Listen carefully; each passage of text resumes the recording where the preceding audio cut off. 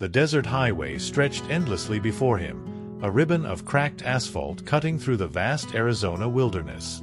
Dalton Mercer had been driving for 3 hours straight, his weathered hands gripping the steering wheel of his old pickup truck as the afternoon sun beat down mercilessly. At 62 years old, Dalton had made this journey more times than he could count, traveling between his small ranch in Prescott and the livestock auction in Phoenix.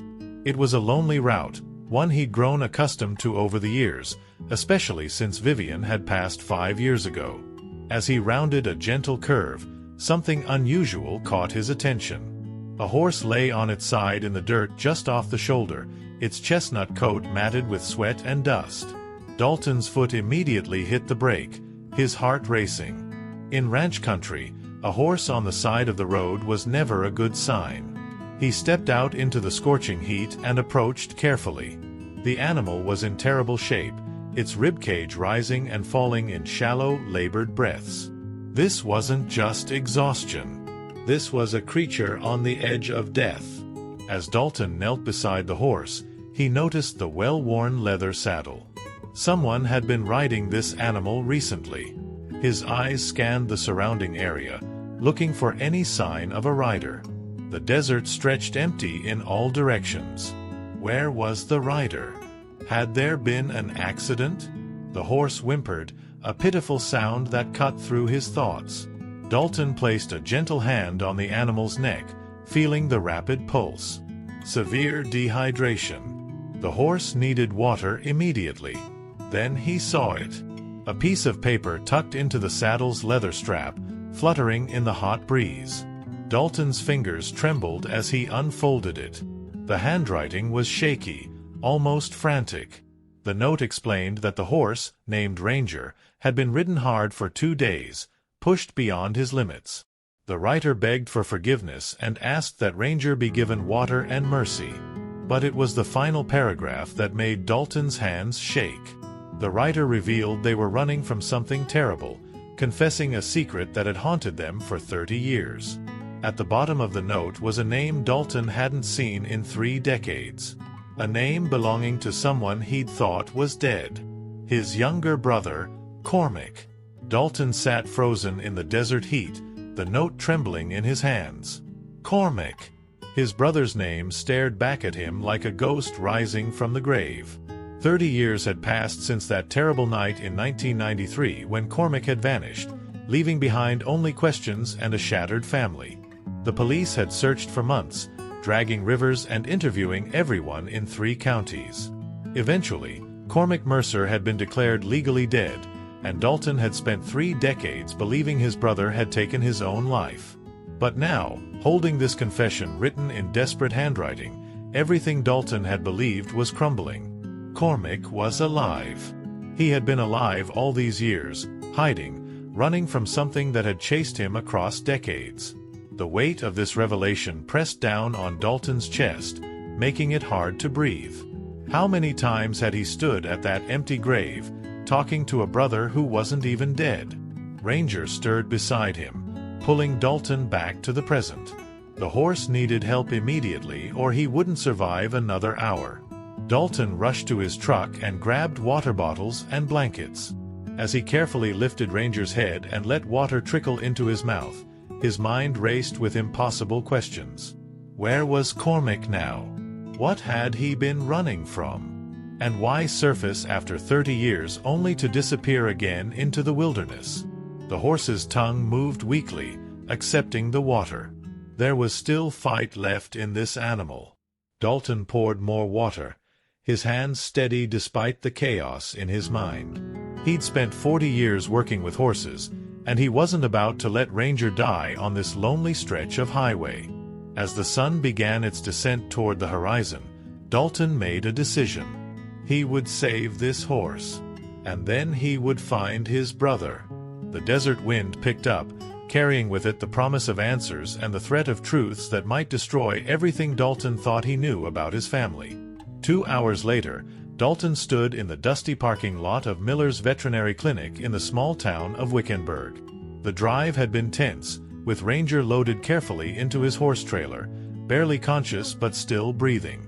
Doc Miller, a grizzled man in his 70s who'd been treating animals longer than Dalton had been alive, worked quickly and efficiently. The prognosis was guarded but hopeful. Ranger would survive if he made it through the night.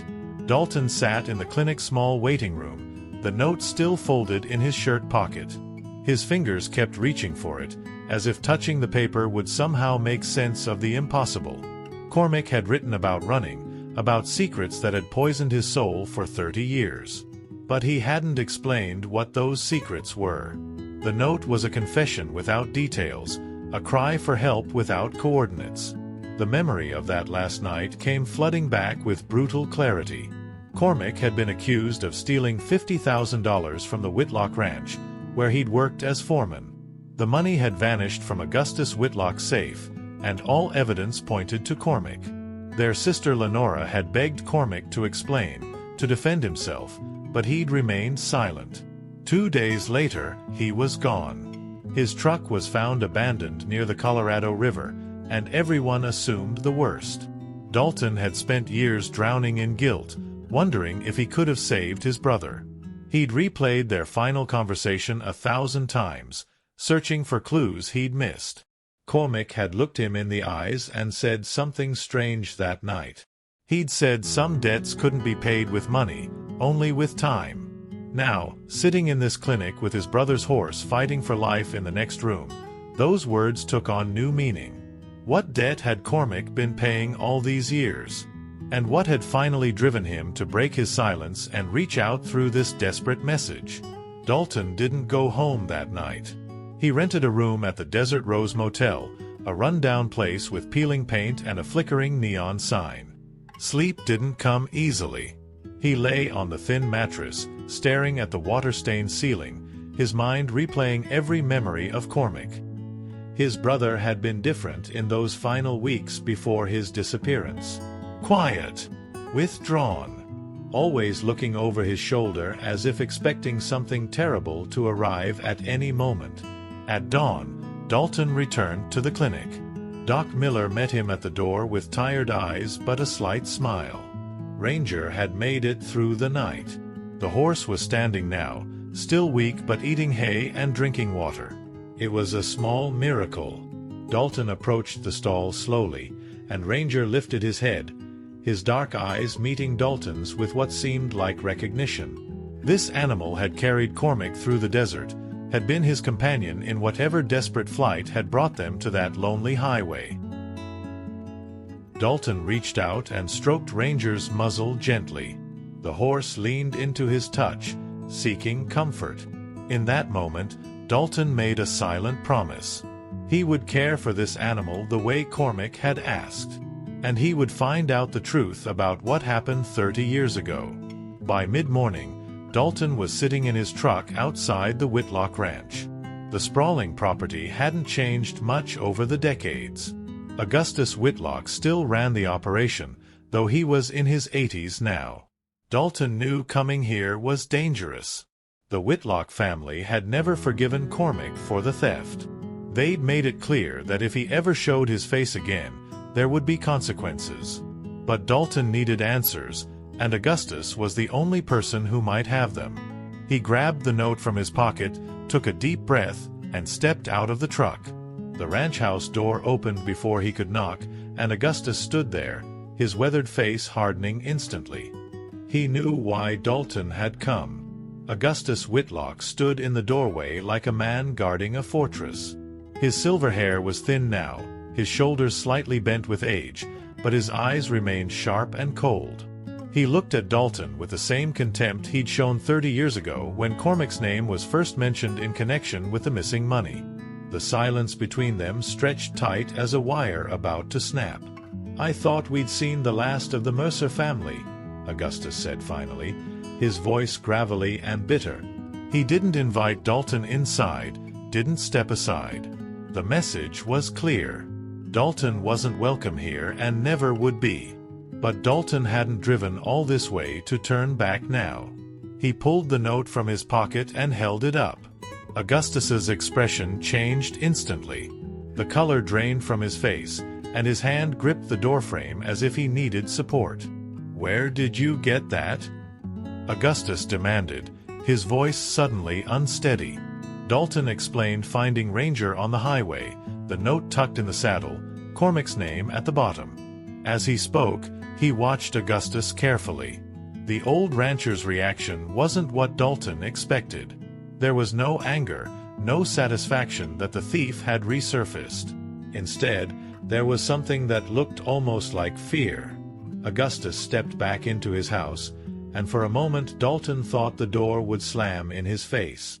But then the old man gestured for him to enter. The living room was dark and cluttered, filled with decades of accumulated memories. Family photos covered the walls, but Dalton noticed something strange. Several frames had been turned face down on the mantel, as if someone couldn't bear to look at them anymore. "Your brother didn't steal that money," Augustus said suddenly, his back still turned to Dalton. The words hung in the air like thunder before a storm. Dalton's heart stopped.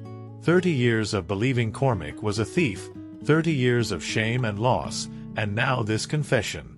Augustus turned to face him, and Dalton saw tears in the old man's eyes. Dalton stood frozen, his mind struggling to process what Augustus had just said. 30 years. 3 decades of believing his brother was a criminal, of carrying the weight of that shame through every day of his life. And now, in a single sentence, everything was shattered.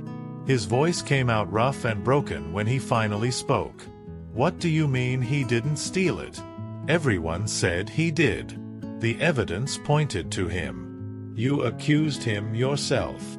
Augustus moved to a worn leather chair and sat down heavily, suddenly looking every one of his 83 years. He rubbed his face with weathered hands, and when he looked up at Dalton, there was a deep sorrow in his eyes that spoke of years of guilt. "I know what I said. I know what I did. And I've lived with that burden every day since." He paused, his breath shaking. "It was my son, Dalton. It was Fletcher who took the money." The name hit Dalton like a physical blow. Fletcher Whitlock had been Cormac's best friend since childhood.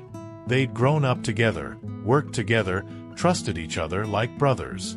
Fletcher had stood beside the family during the search for Cormac, had helped drag the river, had mourned with them. And all that time, he'd been the real thief.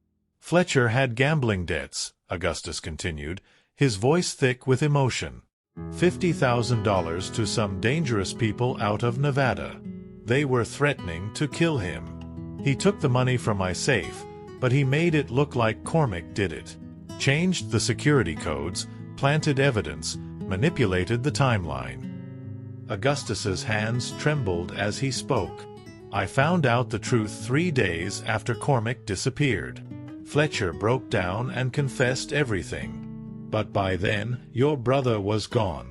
Dalton's legs felt weak. He sat down on the couch across from Augustus, his mind reeling. "Why didn't you tell anyone? Why didn't you clear Cormac's name?" His voice rose with anger. "My family suffered for 30 years thinking he was a thief and a coward." Augustus looked at him with hollow eyes. "Because Fletcher killed himself that same night. After he confessed to me, he went out to the barn and hung himself. I found him the next morning." The room spun around Dalton.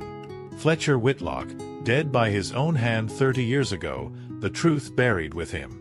Augustus had chosen to protect his son's memory instead of clearing Cormac's name. The injustice of it burned through Dalton's chest like acid. His brother had run, had hidden, had lived in shadows for 3 decades because of a lie that Augustus could have exposed at any moment. "You let us believe he was guilty," Dalton said, his voice shaking with barely contained rage. "You stood at that memorial service and said nothing. You watched my mother die thinking her son was a criminal. You watched our family fall apart." He stood up abruptly, his fists clenched. "How could you live with yourself?" Augustus's face crumbled. Tears streamed down his weathered cheeks, and his whole body seemed to collapse inward. "I couldn't bear it," he whispered. "Fletcher was my only son. The shame of what he'd done, The gambling, the theft, the suicide. I couldn't let the world know. I couldn't let his mother know the truth.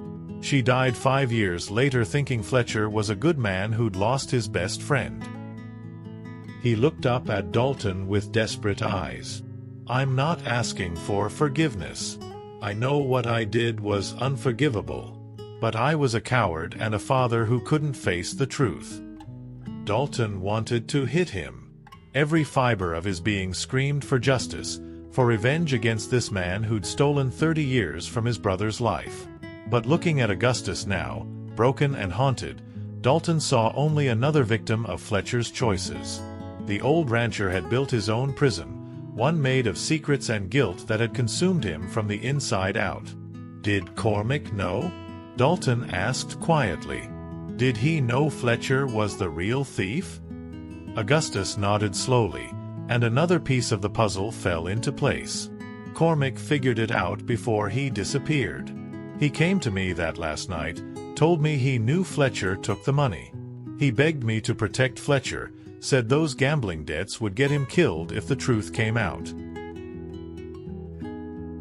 Dalton's breath caught. His brother hadn't run because he was guilty. He'd run to protect his best friend. The truth settled over Dalton like a heavy blanket, suffocating and inescapable.